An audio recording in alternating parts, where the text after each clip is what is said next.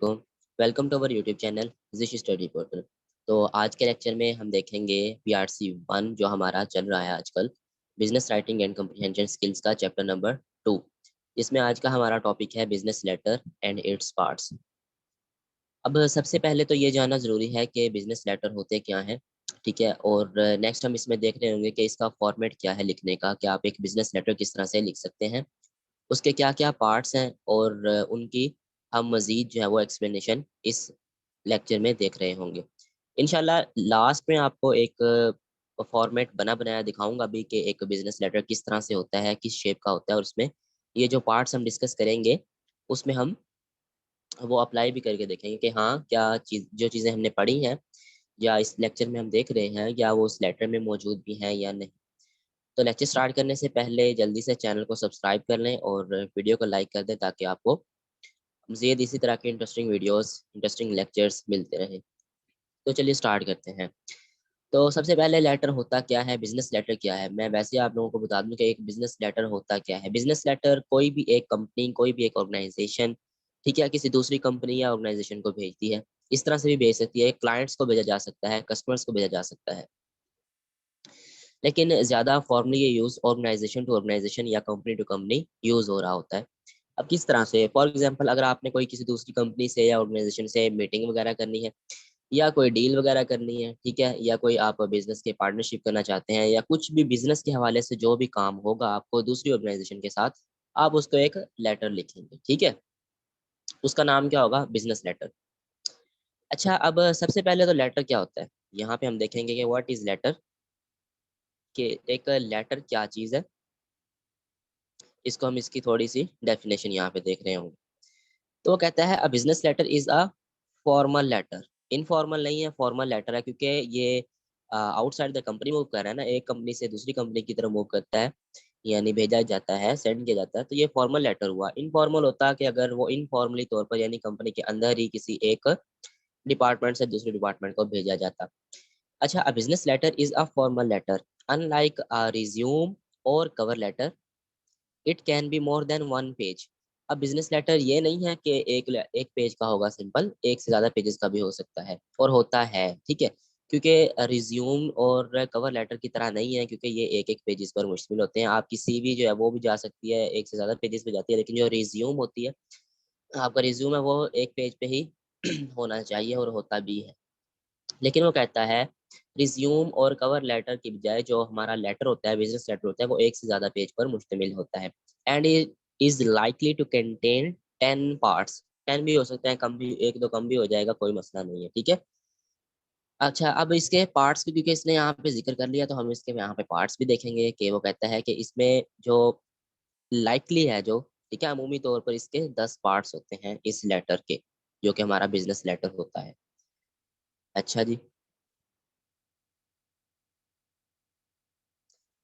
Next है parts of business letters, के एक बिजनेस लेटर के पार्ट्स क्या कहलाते हैं, कौन-कौन से होते हैं, हम उसको वन बाय वन देख रहे होंगे। अच्छा, ये जो डॉक्यूमेंट है जिससे मैं आपको ये रीडिंग करवा रहा हूँ या कॉन्सेप्ट्स दे रहा हूँ, ये मैंने इंटरनेट से उठाया है, कुछ जो आसान सी चीज़ें उठाई हैं ताकि आपको बेहतर तौर पर समझ आ सके। आईकैक की स्टडी टेक्स्ट में भी यही कुछ आपको मिल जाएगा, लेकिन वो कुछ और वर्डिंग में लिखा होगा, आप वहाँ से रीड कर लीजिएगा। अगर आपको ये वाला डॉक्यूमेंट चाहिए तो आप इसी वीडियो के डिस्क्रिप्शन में भी आपको इसका लिंक मिल जाएगा, वहाँ से आप इसको पीडीएफ के तौर पे डाउनलोड कर लीजिएगा। अच्छा, नेक्स्ट है पार्ट्स ऑफ बिज़नेस लेटर, के बिज़नेस लेटर्स के पार्ट्स क्या होते हैं? वो कहता है parts of business letter will be discussed in this content, यानी इन दिस लेक्चर, जो हम लेक्चर मैं आपको दे रहा हूँ, इसी में आप देख लेंगे कि पार्ट्स ऑफ बिज़नेस लेटर को किस तरह से डिस्कस किया जाता है। Where we will give a presentation of the parts और components and each explanation of the same, जिसमें हम हर पार्ट्स की पर एक प्रेजेंटेशन देंगे और उसके कॉन्सेप्ट्स जो भी उसके कंपोनेंट्स हैं लेटर के, उस पे एक्सप्लेनेशन दे रहे होंगे।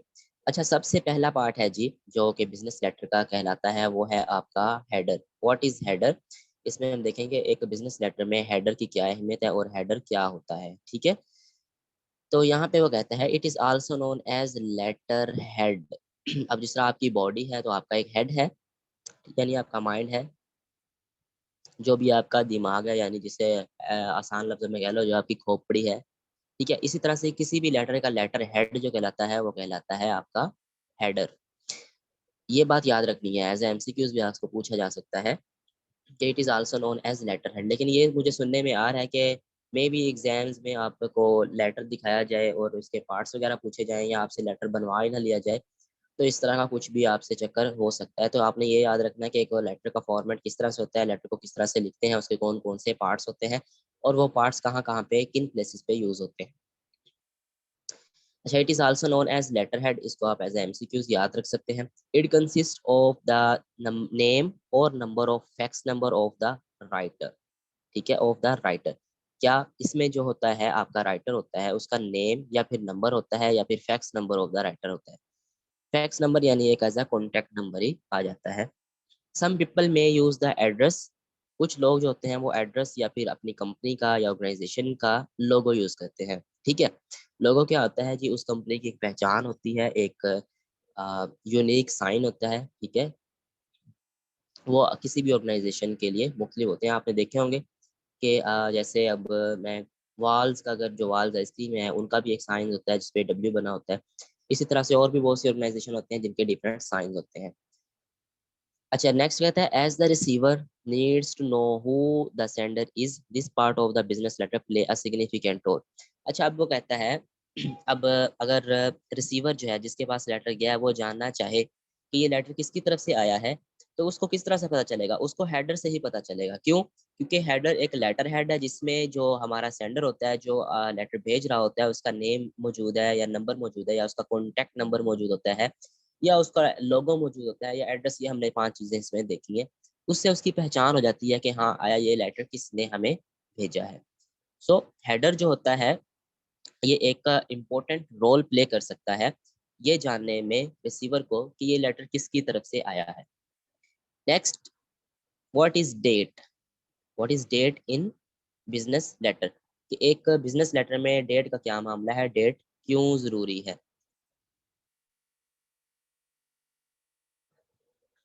वो कहता है even though it seems to be simple, देखने में तो ये बहुत सिंपल सी बात है, एक आम सी बात है कि डेट मौजूद होनी चाहिए कि बिजनेस लेटर में कि ये लेटर जो है वो किस डेट को भेजा गया है या किस डेट को हमें वसूल हो रहा होगा। ठीक है, the letter is incomplete without our date, absolutely yes. Date के बिना कोई भी जो लेटर होगा वो इनकम्प्लीट है। यार उसमें मेंशन ही नहीं है, उसमें जो हमें टाइम पीरियड ही नहीं दिया गया, डेट ही नहीं बताई गई कि आया ये लेटर किस डेट को आया है, या उसमें जो डेट मेंशन है या हमने इस लेटर को किस डेट को वापस इसका रिप्लाई देना है। ठीक है, अमूमी तौर पर डेट एज इस तरह से यूज होती है कि आपको ये लेटर किस डेट को मिल रहा है या किस डेट को ये भेजा गया है। So we need to write the date on the right hand side top corner. Right hand side top corner, ये याद रखना है अब आपने कि डेट किस साइड पे लिखी जाती है, लेटर के right hand side top corner पे लिखी जाती है। It helps the receiver to understand, ठीक है, when it happened, if it is an incident or if it has a deadline to count remaining days। जैसे कि मैंने पहले बात की ये लाइंस पढ़ने से पहले कि डेट इसलिए भी ज़रूरी है कि ये जो इंसिडेंट हुआ है, ये जो बिजनेस लेटर हमें भेजा जा रहा है, आए किस डेट को भेजा गया है या इसमें कोई अगर डेडलाइन दी गई है कि जिसका हमने इस डेट को रिप्लाई करना है, तो डेट मेंशन होगी तो हम रिप्लाई कर सकेंगे ना कि हमारे लिए ये डेडलाइन है। अब फॉर एग्जांपल कुछ इस तरह से है कि आपको एक असाइनमेंट दी जाती है किसी टीचर की तरफ से, वो कहते हैं कि आप जैसे आज मैं जो लेक्चर दे रहा हूँ वो 17 अप्रैल है। ठीक है, अब मुझे मेरा टीचर कहता है कि यार आपने मैंने जो असाइनमेंट दिया ना आपने इसको 20 अप्रैल को कंप्लीट करके मुझे ईमेल करनी है। अब मुझे एक डेट दे दी गई है ना, मुझे एक डेडलाइन दे दी गई है, मुझे डेट मेंशन है कि 20 अप्रैल को 20 अप्रैल तक आपने ये असाइनमेंट मुझे जमा करवानी है। तो so simple. So without date the letter is incomplete, date का होना लाजमी है। अच्छा, ये कहता है जी it is essential in the parts of a professional letter. Obviously जब डेट जरूरी है तो वो एक प्रोफेशनल लेटर तो दिखेगा ही ना, ये उसका पार्ट है, एक इम्पोर्टेंट किरदार अदा कर रहा होता है। Of course for any letter, कोई भी लेटर हो यार उसके लिए डेट का होना लाजमी है। सो आपको मैंने हेडर और डेट के बारे में बताया। कोई बात अगर आपको अभी तक समझ नहीं आ रही तो कमेंट सेक्शन ओपन है, वीडियो के कमेंट लाजमी किया करें, चाहे कोई बात समझ आई है या नहीं आई। लेकिन अगर आपको समझ आ गई है तो चाहे आप इनबॉक्स में यही लिख दें कि सर जी हमें समझ आ गई है। ठीक है, थैंक यू। आप हमारा शुक्रिया तो अदा कर सकते हैं ना इतनी सी बात पे। चलें, बातें हो गई। जो बात की समझ ना आए वो कमेंट सेक्शन में पूछ लिया करते हैं। अच्छा, नेक्स्ट है यार, रेफरेंस क्या होता है अब लेटर में? What is reference? वर्ड तो आपने सुना ही होगा ना कि व्हाट इज रेफरेंस, या रेफरेंस क्या होता है। तो वेरी सिंपल है यार, वो कहता है it is imperative among all other parts of a professional letter. ये इम्पेरेटिव है, यानी ये बहुत जरूरी है रेफरेंस का होना, चाहे दूसरे पार्ट्स भी हैं लेटर के, प्रोफेशनली लेटर के, लेकिन इसका होना इन सब में से जरूरी है। Usually the department of an organisation और logo etcetera can also be used as a reference. अब रेफरेंस क्या है? उस कंपनी की पहचान, ठीक है। वो कहता है कि अब जैसे किसी ऑर्गेनाइजेशन है या उसके किसी डिपार्टमेंट का लोगो है, तो उसका रेफरेंस मौजूद होना चाहिए कि हाँ, ये इस कंपनी के इस डिपार्टमेंट की तरफ से हमें भेजा गया है letter. In some cases the letter number is also considered as the reference of a formal letter. अब जो आपका बिजनेस लेटर होता है ना, उसका जो लेटर नंबर होता है उससे भी वो भी एक इम्पोर्टेंट रोल होता है, ठीक है, किसी भी प्रोफेशनल लेटर में, कि लेटर का जो नंबर है उसी से ही पहचान हो जाती है उस लेटर के रेफरेंस की, कि आया या किस ऑर्गेनाइजेशन या कंपनी की तरफ से ये हमें फॉर्मल लेटर रिसीव हुआ है। सो इसलिए कहा जाता है कि जो रेफरेंस होता है वो भी ज़रूरी होता है और ये लेटर में देना चाहिए। नेक्स्ट है रिसीवर एड्रेस। जिसको आप ये लेटर भेज रहे हैं, जो इस लेटर को रिसीव करेगा, उसका एड्रेस भी आप मेंशन करते हैं। अब इससे पहले इसको टॉपिक को, ये जो बुलेट है ये स्टार्ट करने से पहले मैं एक बात अगर आपसे पूछूं, फॉर एग्जांपल आप कोई प्रोडक्ट्स वगैरह या कोई सर्विसेज, सर्विसेज को छोड़ें, कोई प्रोडक्ट्स है, आपके पास कोई एक प्रोडक्ट है, आप उसको एक सिटी से दूसरी सिटी में भेजना चाहते हैं, तो उसके लिए आप किसका रुख करते हैं? या पोस्ट ऑफिस का, या फ्लिपकार्ट वगैरह, ये जो टीसीएस है, ठीक है। अच्छा, ये जो प्लेटफॉर्म्स हैं, अब इस पे वो एक आपको जो उनका एक लिफाफा होता है, ठीक है, तो जो एक एनवेलप होता है जिसमें वो आपकी प्रोडक्ट को उसकी एंट्री करके उस पे टेप लगा के, अब वहाँ पे बारी आ जाती है जी एड्रेस की। सेंडर का एड्रेस भी लिखा जाता है, रिसीवर का एड्रेस भी लिखा जाता है। सेंडर यानी जैसे मैं भेज रहा हूँ आपको, तो मेरा नाम भी लिखा जाएगा, मेरा एड्रेस भी लिखा जाएगा, मेरा फ़ोन नंबर भी लिखा जाएगा। इसी के साथ-साथ सेकंड काफ़ी पे एनवेलप पे तो ऐसा होता है कि साथ लिखा होता है, लेकिन उसकी बैक साइड पे रिसीवर का एड्रेस होता है कि आखिर ये भेजनी किसको है भाई प्रोडक्ट। तो ये ज़रूरी तो है ना, अब बिज़नेस लेटर में ये बात भी लिखना ज़रूरी है कि ये लेटर भेज किसको रहे हैं, कि ये फर्लू खाता जा रहा है। भाई कि जिसको भेज रहे हैं, उसका रिसीवर का एड्रेस का पता होना चाहिए कि ये किस एड्रेस पे भेजा जा रहा है लेटर, ठीक है? आपको बात तो यहीं से क्लियर हो गई होगी, लेकिन हम इसको फिर भी रीड आउट लास्ट में करेंगे। What is receiver address in business letter? This is the address you are sending your letter to. अब इसका क्या मतलब है? ये उसका एड्रेस है जिसको आप लेटर भेज रहे हैं। Be sure to make it as complete as possible so it gets to its destination. उसका कहना है कि आपको ये यकीन हो, आप इस यकीन से उसका एड्रेस मेंशन करें और वो कंप्लीट एज पॉसिबल, जितना उसका एड्रेस है उतना ही लिखें, ताकि वो अपनी मंजिल तक रसाई हासिल कर सके, अपनी मंजिल तक सही सलामत और बिल्कुल ठीक ठाक पहुंच सके। Always include title names such as D R for doctor if you know them. जिसको आप अपना ये लेटर भेज रहे हैं, अगर वो डॉक्टर है तो उसके साथ आप उसका टाइटल नेम लाजमी लिख दें, यानी डी आर। डॉक्टर के लिए एक शॉर्ट वर्ड यूज हो जाता है ना, अब जैसे इंजीनियर के लिए ENGR यूज होता है, इसी तरह से और भी जो है वो टाइटल नेम, यानी जो भी आपके नाम के साथ लगता है, जो आपकी पहचान, अगर आप डॉक्टर हैं, अगर आप चार्टर्ड अकाउंटेंट हैं तो CL आएगा ना। तो इस तरह के नाम अगर आप जानते हैं तो ये लाजमी मेंशन करें। क्यों? क्योंकि उस नाम का यार कोई और बंदा ना उस इलाके में रहता हो, आप उसको दें। तो इसलिए ज़रूरी है कि जो उसकी पहचान है वो सब चीज़ें इसमें ऐड कर दी जाएँ। कहता है as all the parts of formal letter are important. चाहे सब पार्ट इम्पोर्टेंट हैं, लेकिन the address component is quite remarkable. ये बहुत ज़रूरी है। यार एड्रेस का नाम पता होगा तो आपको क्या पता है कि ये कहाँ पे भेजना है। इसलिए चाहे दूसरे पार्ट्स भी इम्पोर्टेंट है, लेकिन ये क्वाइट रिमार्केबल है, थोड़ा-सा ज़्यादा ज़रूरी है। We need to write on the left side of a formal letter. हमें इसको लेफ्ट साइड पे लिखने की ज़रूरत होती है, या इसको लिखते हैं। किसी भी फॉर्मल लेटर के लेफ्ट साइड पे हम रिसीवर्स का एड्रेस मेंशन करते हैं। इट इंक्लूड्स नेम, उसमें उसका नाम होता है, जैसे मैंने आपको बताया कि TCS वाली एग्ज़ाम्पल दी, उसमें उसका एड्रेस होता है, उसमें उसका कॉन्टैक्ट नंबर होता है, पोस्टल कोड होता है, जो वहाँ का पोस्ट ऑफिस है उसके कुछ डिजिट्स होते हैं 5 to 6, वो पोस्टल कोड होता है, या फिर उसकी डेजिग्नेशन वगैरह होती है। तो ये बातें मैंने आपको टीसीएस की एग्जांपल में बता दी थी कि इसमें सेंडर का नेम, रिसीवर कॉन्टैक्ट नंबर और रिसीवर का भी इसी तरह से मेंशन किया जाता है। ठीक है। सो अभी तक तो आपको सारे पॉइंट समझ आ रहे होंगे, क्योंकि ये काफी सिंपल चीजें हैं। नेक्स्ट है जी आपकी सब्जेक्ट की हेडिंग। अब आप लेटर लिखना शुरू हो चुके हैं, अब लेटर की बॉडी की तरफ हम आ रहे हैं। ठीक है।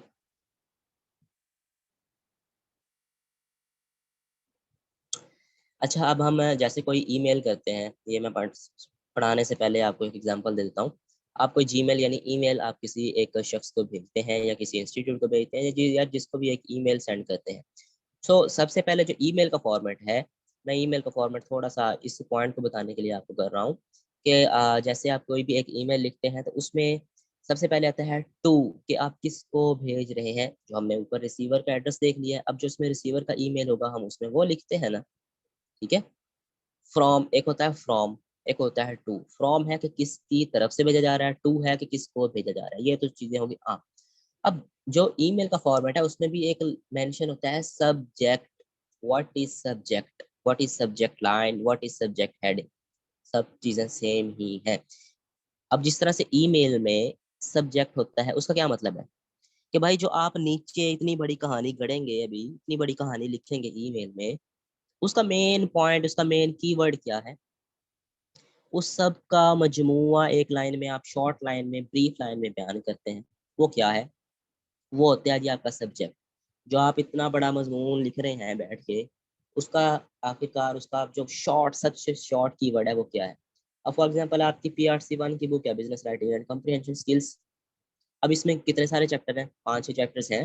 उसमें कितने सारे टॉपिक्स हैं, उसमें कितनी सारी हेडिंग्स हैं, उसमें कितनी सारी लाइंस हैं। ये तो सारी एक किताब मौजूद है ना। आपके पास सब्जेक्ट क्या है भाई इसका? सब्जेक्ट क्या है? PRC 1 business writing and comprehension skills, ये सब्जेक्ट का नेम है, बुक का नेम है। अब जैसे कि अब चैप्टर नंबर 2 का यार मुझे नाम नहीं याद आ रहा, जो भी इसका नाम होगा, ठीक है, जो भी, आई थिंक बिजनेस लेटर्स के हवाले से।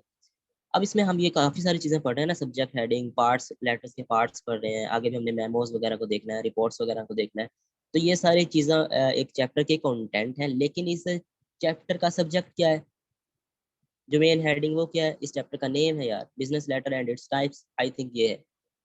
ठीक है, तो ये इसका नाम, ये इसका सब्जेक्ट है। इसी तरह से अब बिजनेस लेटर का भी एक सब्जेक्ट होता है, एक सब्जेक्ट हेडिंग होती है कि आखिरकार ये लेटर किस वजह से भेजा जा रहा है, क्या पर्पस है इसका। ठीक है, इसका मेन पॉइंट क्या है लेटर का। Another vital component of a business letter is the subject line. It refers to the reason. देखा मैंने बात की ना कि यार रीजन क्या है उस लेटर को लिखने की, वो यही बात कर रहा है। It refers to the reason for writing a letter to the recipient. यानी रिसीवर को जो आप लेटर लिख रहे हैं उसकी रीजन क्या है, उसका मेन पॉइंट क्या है, उसका कीवर्ड क्या है, आप क्यों लिख रहे हैं लेटर। तो वो सब्जेक्ट की हेडिंग में लिखा जाता है। The subject should be like a brief statement. ये मैंने पहले आपको कह दिया कि जैसे ईमेल का मैंने सब्जेक्ट कहा कि वो ब्रीफ होता है, एक शॉर्ट लाइन होती है। स्पेसिफिक टू द पॉइंट, जो आप उसमें बात कर रहे हैं। आई कैची हो, यानी अटेंशन, अटेंशन सीकर, उससे अटेंशन हासिल हो सकती हो कि हाँ ये जो लिखा गया है ना, इसमें कोई ना कोई चीज़ मिलने वाली है। या इसकी जो सब्जेक्ट लाइन लिख दी गई है, उसका सारा मजमूआ हमें नीचे जो हम कंपोज करेंगे लेटर, उसमें हमें लेटर की बॉडी में मिल जाना है।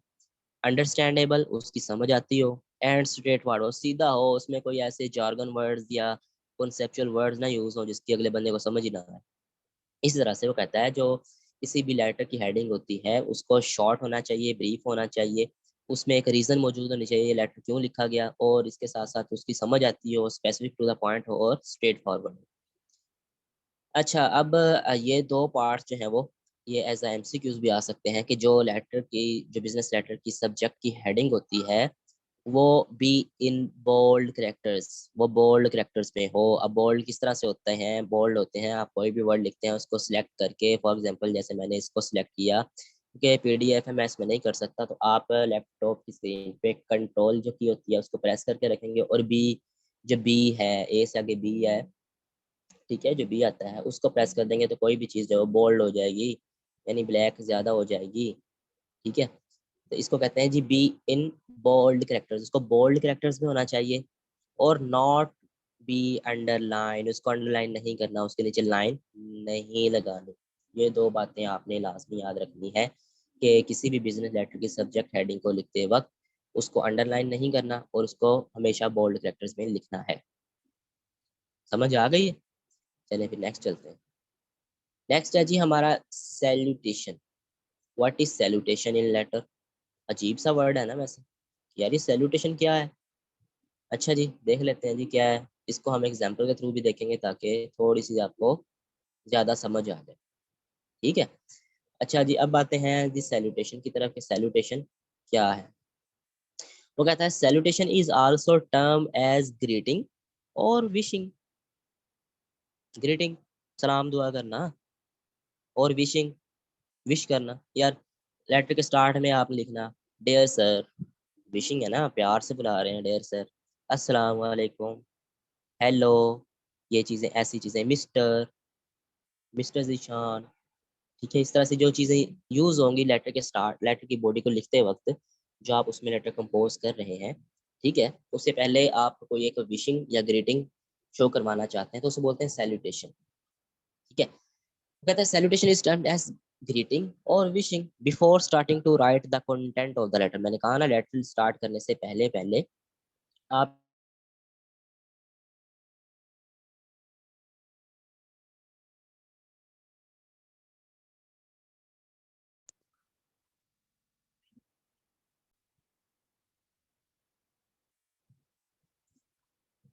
अच्छा यार इसको थोड़ा सा दोबारा देख लेते हैं, मे भी कोई वॉइस इशू होगा क्योंकि मुझे कॉल आ गई थी सिम पे जिसकी वजह से इंटरनेट जो है वो मेरा जो है वो कनेक्ट होता है लैपटॉप से, तो वॉइस खराब हो जाती है। तो मैं यार दोबारा बताता हूँ कि सैल्यूटेशन क्या होता है। सैल्यूटेशन एक ग्रीटिंग या विशिंग मैसेज होता है जो लेटर के कंटेंट जो हम लिखते हैं ना, लेटर में जो भी हम चीज़ें लिखेंगे टाइप करेंगे उससे पहले जो है वो रिसीवर को एक ग्रीटिंग मैसेज या एक विशिंग दी जाती है जिसे सलाम करना भी कहते हैं। आप अस्सलाम वालेकुम अगर मुसलमान को भेज रहे हैं तो आप सलाम करते हैं, अगर किसी बाहर भेज रहे हैं तो आप उसको पर्सन का डेयर क्या के हाय डेयर, जो भी है आप डेयर निहारा, डेयर फर्नांडो, जो भी आप यूज़ करेंगे, या उसका जो टाइटल है मिस्टर है, डॉक्टर है, चार्टर्ड अकाउंटेंट है, वो आप इसके साथ अटैच करेंगे।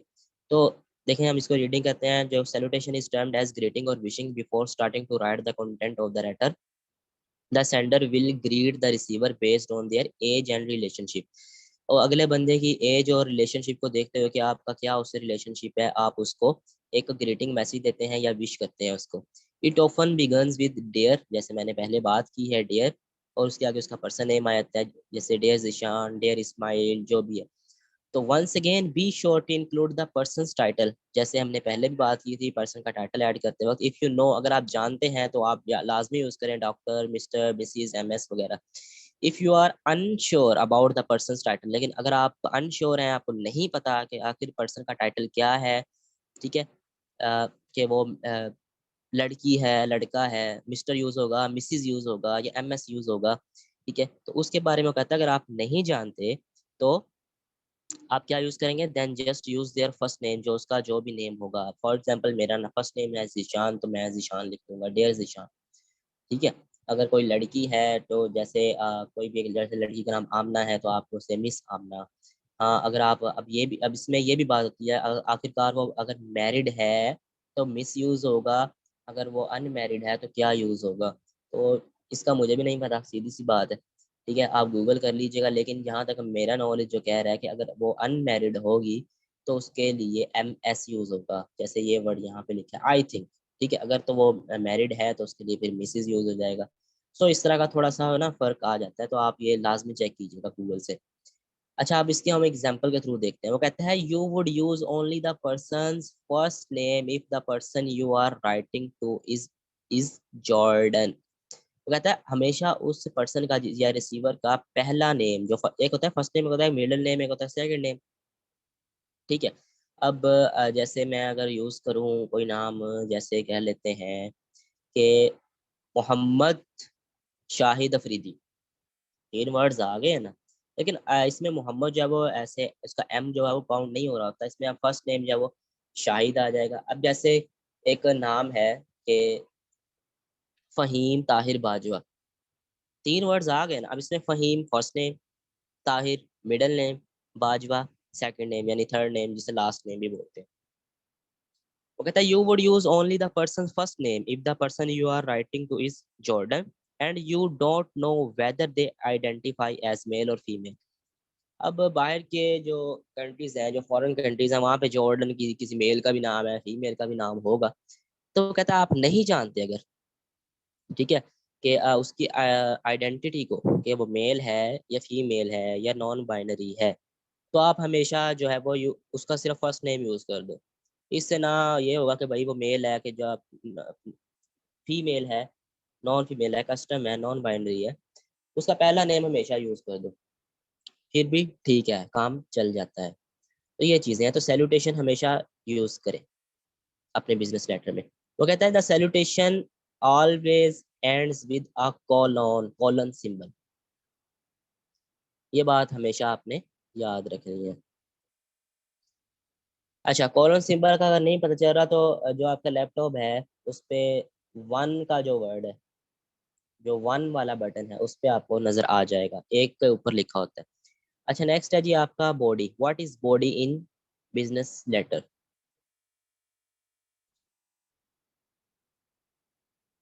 अच्छा जी, सबसे मेन पार्ट आ गया यार बिजनेस लेटर का।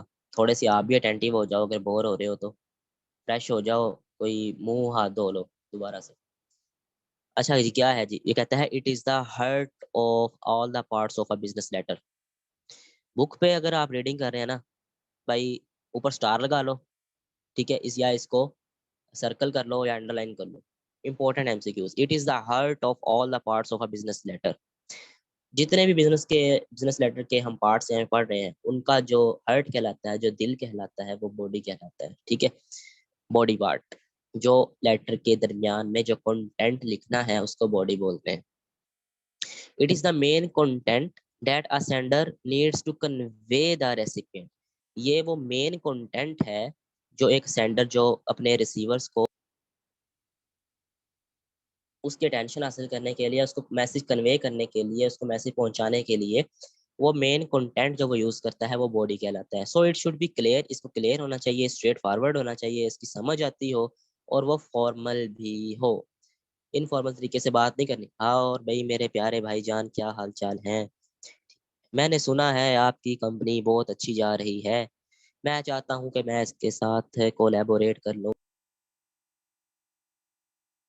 तो ऐसी बातें नहीं करनी यार। मैं थोड़ा सा ऐसे फनी मूड में आ जाता हूँ ताकि यार आप लोग भी जाग जाएं, थोड़ा सा ना बोर ना हो।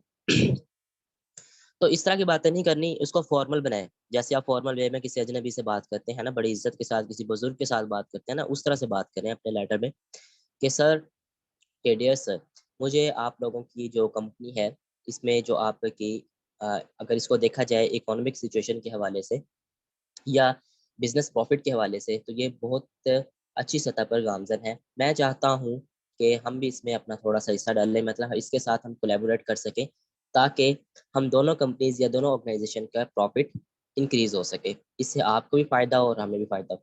ये कितनी अच्छी बात है, ठीक है। वो तो आप ऐसे बात कर रहे थे जैसे आप किसी अपने लंगोटिया यार से बात कर रहे होते हैं, वैसे नहीं करनी, इनफॉर्मल वे में। लेटर आपका फॉर्मल होना चाहिए, स्ट्रेट फॉरवर्ड होना चाहिए और उसको समझ आती भी हो।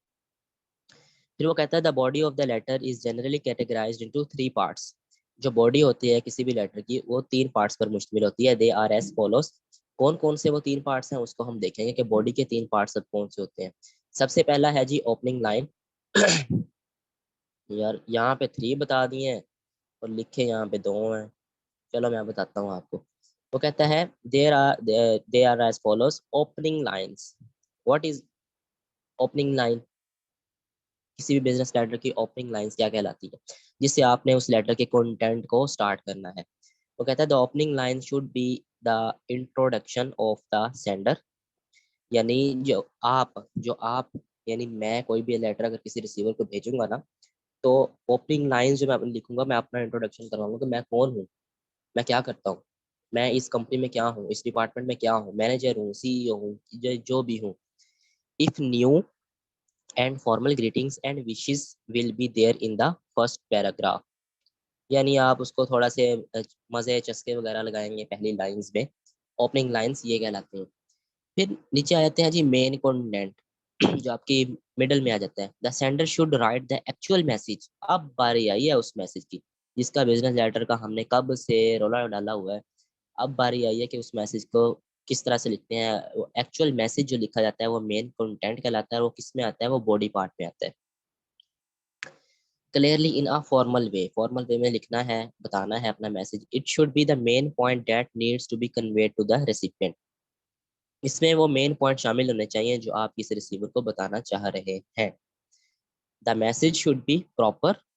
मैसेज आपका प्रॉपर हो और कंप्लीट हो, वो इनकम्प्लीट ना हो या इम्प्रॉपर ना हो।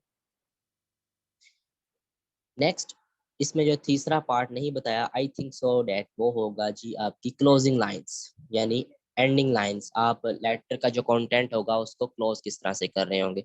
यार क्लोज में आप उसे नेक ख्वाहिशात का इजहार करेंगे, ठीक है। I shall be very thankful to you in this regard, kind regard, best wishes, या जो भी होंगी। ठीक है।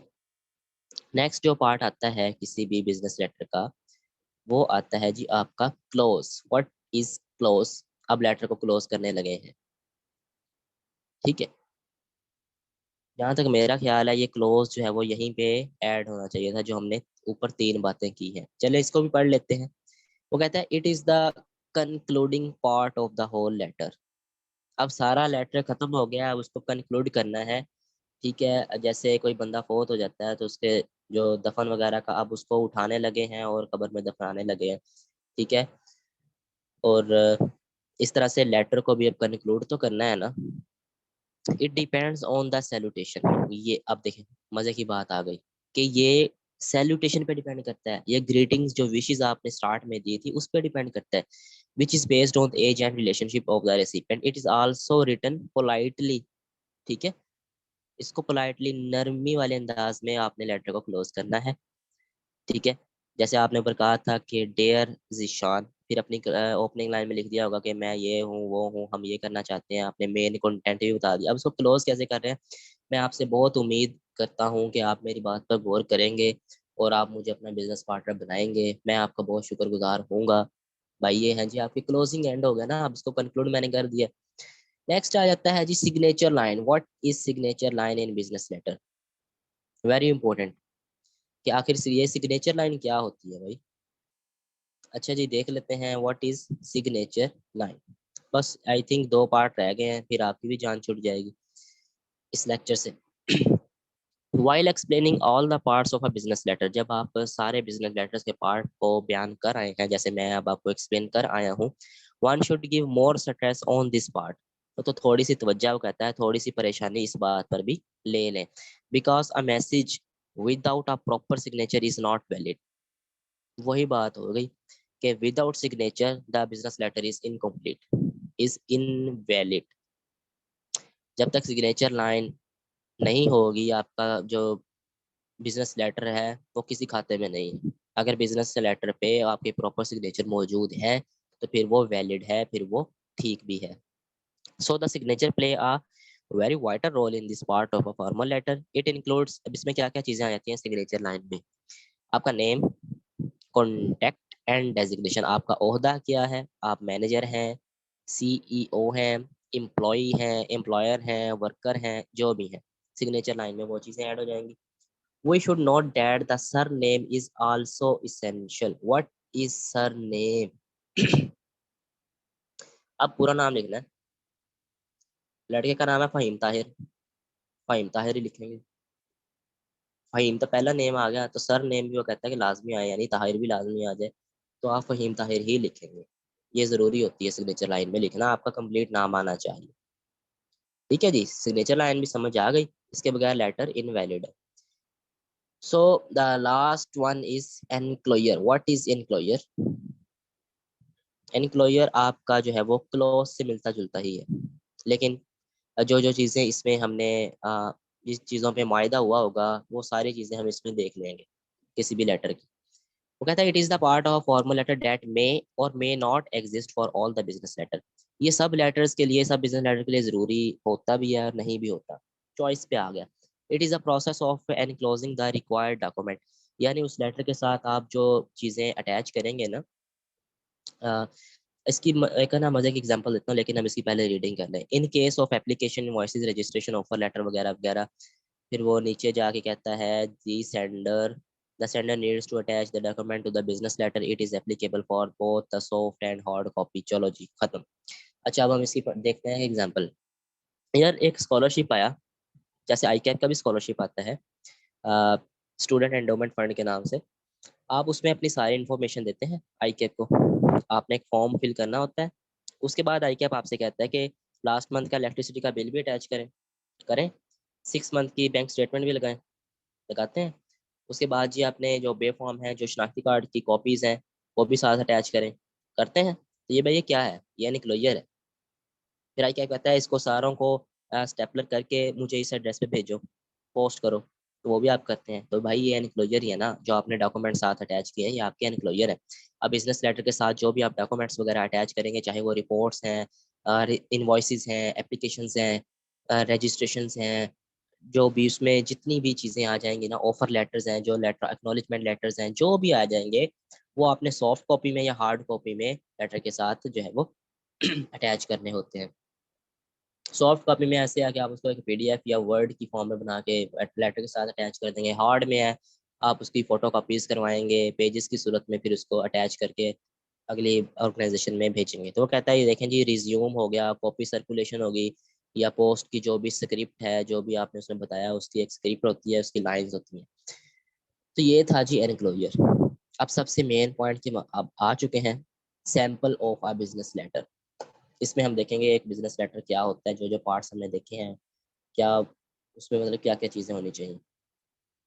अब ये आ गया हमारा लेटर। इसमें एक लेटर का फॉर्मेट मेरे पास यहाँ पर भी है। ठीक है, ये भी एक लेटर है, लेकिन हम इसको नहीं देखेंगे। हम देखेंगे अपने उसी को, जो हम उसमें पीडीएफ में देख रहे हैं। ठीक है। अच्छा जी, वापस चलते हैं अपनी स्क्रीन पे। यार ये ना मेरे पास थोड़ा सा, अगर मैं इसको मज़ीद जूम करूँगा तो इसके पिक्सल्स वगैरह ख़राब हो जाएंगे, तो यहीं पे गुजारा कर लें। आपको जब डॉक्यूमेंट मिल ही जाएगा तो आप उसमें देख लीजिएगा। अच्छा, अब यह जी एक कंपनी है, इसका नाम है the Ohlo Academy of Science. अब ये क्या है? ये क्या है the Ohlo Academy of Science? What is the Ohlo Academy of Science? भाई ये लेटर हेड है। लेटर हेड हमने सबसे पहले, यानी हेडर है इस लेटर का, जिसमें उसने अपनी कंपनी का नाम लिखा हुआ है। ठीक है, हेडिंग में हमने यही पढ़ा था ना, कि किसी भी बिजनेस लेटर का लेटर हेड होता है, जो स्टार्ट में बताया जाता है। मेन हेडिंग आ गई जो, सब्जेक्ट हेडिंग नहीं है, वो बाद में देखेंगे। अच्छा, अब डेट। यहाँ पे आपको डेट भी दिख रही होगी, मैं यार इसको हाईलाइट कर लूँ। ये देखे ना। अच्छा, यहाँ पे जी आपने देखा कि ये जो आपकी ये वाली मेन चीज़ थी, ये तो हो गया लेटर हेड। आपने देख लिया ये जो यहाँ पे मौजूद है, इतना। अब ये मेन हेडिंग है, मेन चीज़ है लेटर हेड की। उसके बाद जी हमारे पास सेकंड चीज़ है, वो है वो डेट। ठीक है, ये वाली डेट है। डेट में हमने एक बात देखी थी कि वो कहता था कि इसको हमेशा, जो भी आपका लेटर होगा उसकी राइट साइड पे होना चाहिए। तो ये राइट साइड पे है, इधर नहीं है। इधर होती तो लेफ्ट होती ना। हमने बात की थी राइट साइड पे, तो ये राइट साइड पे लिखी हुई है, टॉप राइट कॉर्नर। बात हुई थी, वो ये यहाँ पे लिखी हुई है। अच्छा, उसके बाद इन जो है वो एड्रेस है। एड्रेस भी यहाँ पे उसने ये वाला मेंशन कर दिया है। अगर मैं इसको जूम करूंगा तो ये फट जाएगा, तो आपको समझ नहीं आएगी, पिक्सल्स वगैरह खराब हो जाएंगे। उसके बाद जी है जी आपकी सैल्यूटेशन भी आपको दिखाई है उसने। सैल्यूटेशन क्या है जी? वो ग्रेडिंग दे रहा है। वो देखें यहाँ पे लिखा है डेयर मिस्टर स्मिथ, उसने यहाँ पे मेंशन कर दिया। उसके बाद है जी आपकी body. Body part. Body part क्या है जी? आपका कंटेंट है, जो मेन कंटेंट जो इसने यहाँ पे ये सारा जो भी है या लिखा हुआ है, ये आपका मेन कंटेंट कहलाता है। अच्छा, इसको रेज कर लें। थोड़ा सा नीचे जाते हैं, अब आ जाता है जी आपका यहाँ पे सिग्नेचर लाइन। ये इसके सिग्नेचर हुए हुए हैं। ये आपको उसके सिग्नेचर भी यहाँ पे मिल जाएंगे, ये जो गंद मारा हुआ उसने। टाइप्ड नेम, उसमें यानी उसका जो कंप्लीट नेम है, एड्रेस है, वो यहाँ पे उसने लिखा है। मुझे तो नज़र आ रहा है, अगर मैं आपको पढ़ के दिखाऊं तो ये लिखा है कि मुश्किल सा नाम है, मैं नहीं पढ़ता। ठीक है, जो भी लिखा है। कम्प्लीमेंट्री क्लोजिंग, यानी क्लोजिंग एंड आपको दिखा रहा था वो। जो मैंने आपको क्लोज करके दिखाया था कि क्या उसमें लिखा सिंसियरली, तो ये होता है जी क्लोजिंग एंड आपका। सिंसियरली, योर ट्रूली, जो भी यहाँ पे मेंशन करेंगे। यार ये हैं जी आपके बिजनेस लेटर और उसके पार्ट्स, और आपको सैंपल लेटर भी मैंने दिखा दिया कि किस तरह से एक बिजनेस लेटर को लिखते हैं। सो ये था आज का हमारा लेक्चर। यार उम्मीद करता हूँ इतना ज़्यादा खपने के बाद आप लोगों को लाजमी समझ आई होगी। नहीं आई तो फिर कमेंट सेक्शन ही बनता है, उसमें आ जाएं, इंशाल्लाह आपकी क्यूरीज का हम आंसर करेंगे। पीडीएफ आपको मिल जाएगी, इसी वीडियो की डिस्क्रिप्शन में लिंक होगा zpnotes.com/prc-01। आप इसको भी गूगल पे सर्च कर लीजिएगा तो आपको ये वहाँ पर भी मिल जाएगा, ये वाला डॉक्यूमेंट। वरना मैं यहाँ पे अगर आपको टाइप करके दिखा देता हूँ कि कौन सी वेबसाइट पे आपने जाना है, आपने लिखना है zpnotes.com/ ये वाला लाइन PRC-01। अगर आप ये टाइप करेंगे गूगल पे तो आपको ये मिल जाएगा। यही लिंक जो है वो डिस्क्रिप्शन में भी पड़ा होगा, इस पे आप क्लिक करेंगे तो आपको इसको चैप्टर नंबर 2 के नाम से, नोट्स के नाम से एक बटन मौजूद होगा, उस पर क्लिक करके आप इस पीडीएफ को हासिल कर सकते हो। सो चैनल सब्सक्राइब करते जाएं, वीडियो को लाइक करते जाएं, कमेंट में लाजम बताते जाएं समझ आ गई या नहीं है, जो भी है। और इस लेक्चर को अपने दोस्तों के साथ शेयर करते जाएं ताकि उनका भी फायदा हो जाए। अल्लाह हाफिज़।